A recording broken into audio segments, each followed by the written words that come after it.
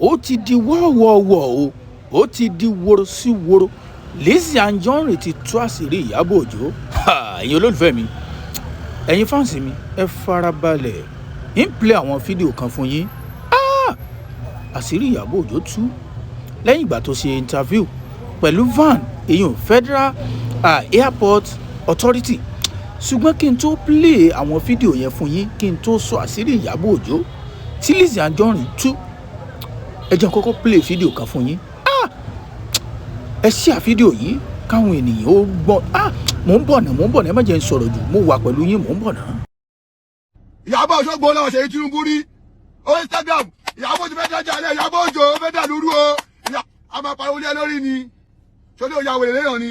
Mo sọ pé ẹ pé Ìyábọ̀ Òjó ogun lọ́wọ́ MC òun ló wá gbà. Aago 2 lóhùn ló lọ gbà 3 million. Ó lẹ́nu ẹgbẹ́.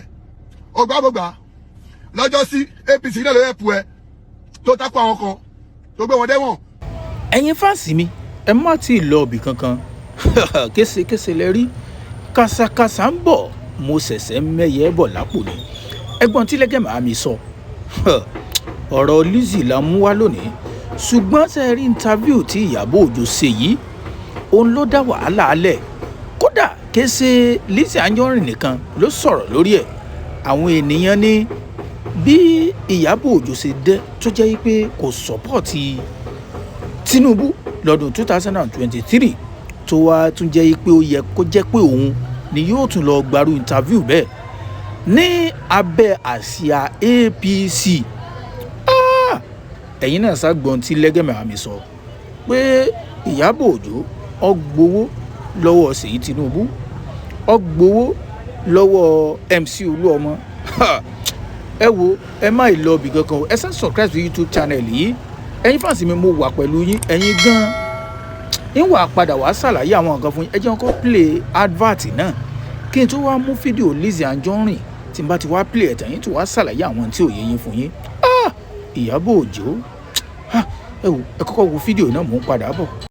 Federal Airport Authority of Nigerian FAN, they provide protocol services. Their services also include guided movement at key checkpoints. Now, it's just to make sure that you do not have travel-related stress and you get to move on time. Ṣẹ́ẹ̀rí interview kékeré tẹ́ rọra wò yìí, ó ti dá yẹn pọnyán rinlẹ̀ níkànnì ayélujára. Torí àwọn ènìyàn sọ pé owó ẹgbẹ̀lẹ́gbẹ̀ ni Ìyábọ̀ Òjó gbà lọ́wọ́ FAN èyàn Federal Airport Authority tó fi ṣe advert náà fún wọn. Kí wàá ní Lizzy Anjorin sọ àti pàṣírí ìwo ló tú nípa Ìyábọ̀ Òjó lẹ́yìn ìgbà tí advert náà jáde síkànnì ayélujára, àti pé tí Ìyábọ̀ Òjó gangan náà tó fi síkànnì ayélujára rẹ̀ pé lẹ́yìn ìgbà tó sọpọ́tì Tinubu pé kó di president, wọ́n lè tún wá lọ gbowó. Ǹjẹ́ ní Ìyábọ̀ Òjó gbowó tàbí ò gbowó? Ẹ gbọ́ lẹ́nu Lizzy. Kí ló fà á tí wọ́n fi fún Ìyábọ̀ Òjó nírú advert náà? Ẹ gbọ́ lẹ́nu Lizzy. Ṣó bẹ̀bẹ̀ fún ni àbí wọ́n wá fi mú bá ń lé? Ẹnu Lizzy náà lẹ́ẹ̀ ti gbọ́. Ẹ̀yin náà ti mọ̀ pé Lizzy Anjorin àti Ìyábọ̀ Òjó iná àtomi ni wọ́n ò gbọ́dọ̀ pàdé láíláí. Àwa ti mọ̀ bọ́yọ́ lọ́hùn ó bá wọn parí ẹ̀. Ṣùgbọ́n ẹ jẹ́ àjọ gbọ́n tí Lizzy Anjorin àṣírí tó tú ẹ padà wá yànnàná àwọn nǹkan fún yín lẹ́yìn ìgbà tẹ́ ẹ bá gbọ́ lẹ́nu Lizzy tán. Ẹ̀yin olólùfẹ́ mi, àárín àwọn òṣèré nǹkan ń bẹ. Mò ń bọ̀ náà, ẹ kọ́kọ́ gbọ́n tí Lizzy sọ, mò ń bọ̀ wá bá yín. Máa fún lórí burúkú ṣe FAN ambassador ní ìjọba tó bà lórúkọ jẹ́. Ẹsẹ̀kẹsẹ̀ làwa ti gba document tó fi kọ lẹ́tà pé òun máa fún wọn ládvàtì ní FAN kan fún oní space. So ibi tí Ìyábọ̀ Òjó ti lọ ya fọ́tò yẹn abandon space ni abandon space. Òun ló jẹ́ pé tẹ́ bá wo fọ́tò yẹn ó ní láti rìn wá sáàrin àwọn èrò, ó ní kéèyàn kan lọ dúró sókè. Ibi tí Ìyábọ̀ Òjó yà yẹn, ibẹ̀ yóò ṣe ibi tí àwọn èèyàn really wà, is like an abandoned area tọ́kọ̀ ní kó fi ṣe film. Ẹ̀rọ lórí burúkú, but FAN just gave ambassador. Ṣẹ̀rọ lórí burúkú. N tó ṣe ṣoríire nìyẹn. Ṣe mí lóore. Èèyàn kan rẹ́rìn. N tí ò ṣe ṣoríire nìyẹn. So FAN will give Ìyábọ̀ Òjó an ambassador, and she will not snap with the Minister of Aviation. Simple brain, you know, get. Be mumu, you be weary. So because they gave her a portion of a lonely area to do a short video, that has made her to be ambassador of FAN. If Iyabo Ojo become fan ambassador today, we will go and bring Iyabo Ojo's video against Tinubu. We'll go and bring it out. Ibi téèyàn bá ṣe sí ló ti ń jẹ. Have you ever seen Iyabo Ojo's video against Asiwaju Bola Ahmed Tinubu? Did you actually saw what Iyabo Ojo did to Seyi Tinubu under Gistlover? You don't want to see. Though politically there are some things that doesn't count. But believe me, Asiwaju Bola Ahmed Tinubu is not a regular man you can mess with. He's an Aries par excellence. He surely knows what he's doing.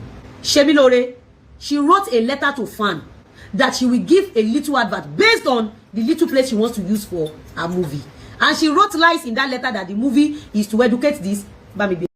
Àṣé Ìyábọ̀ Òjó gangan ló lọ kọ lẹ́tà sáwọn fan pé òun ó ṣe advert fún wọn látàrí pé kó lè bá ráyè lo ibi tí pápákọ̀ òfurufú náà kó lè bá fi ṣe fíìmù ẹgbẹ́ àṣírí ńlá tí Lizzy Anjorin tú sẹ́mi pé gbogbo wa gan là ń lérò pé Ìyábọ̀ Òjó gbowó lọ́wọ́ federal government láti lè ṣe advert náà ṣùgbọ́n Lizzy Anjorin ní lẹ́tà tí Ìyábọ̀ Òjó fi bẹ̀bẹ̀ fún advert náà póun ti gbà ó wá ní Ìyábọ̀ Òjó nínú lẹ́tà náà pé ó tún parọ́ síbẹ̀ ni wọ́n fi fún un láyè láti lè ṣe fíìmù rẹ̀ ní area náà.